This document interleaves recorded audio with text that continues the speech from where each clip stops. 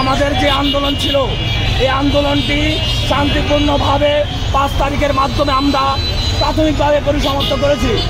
আমরা দেখেছি 5 তারিখের আগ পর্যন্ত পুলিশকে সামনে রেখে অ্যাডমিন ক্যাডাররা বাংলাদেশের যে সচিবালয় আছে তারা বসে কুৎসায় ছেলে 5 তারিখের আগ পর্যন্ত পুলিশদেরকে ব্যবহার করে বিভিন্নভাবে আমাদের ভাইদেরকে হত্যা করেছিল। তারা মনে করেছিল আমরা সেটা জানি না।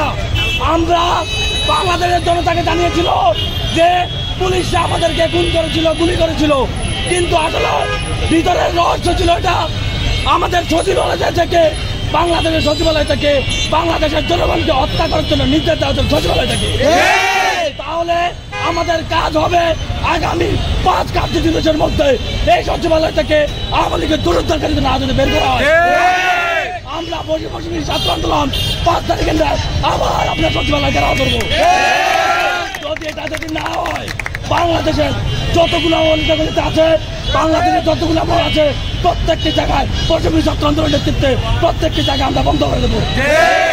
সুতরাং ভারতের যে কুটচাল আছে সেই কুটচাল বন্ধ হওয়ার আগ পর্যন্ত আমাদের বৈষম্য ছাত্র আন্দোলন কার্যরত থাকবে।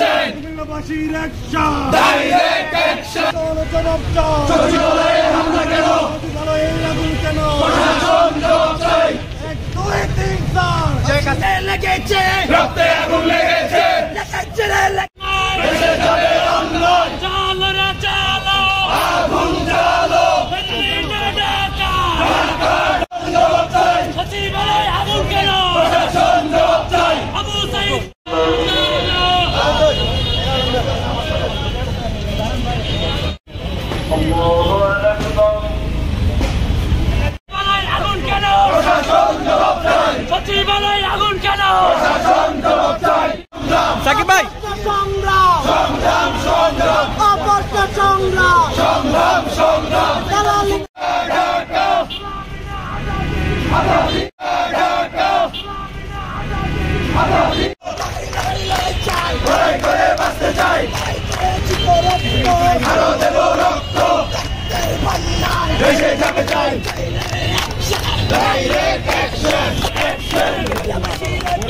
Direct action!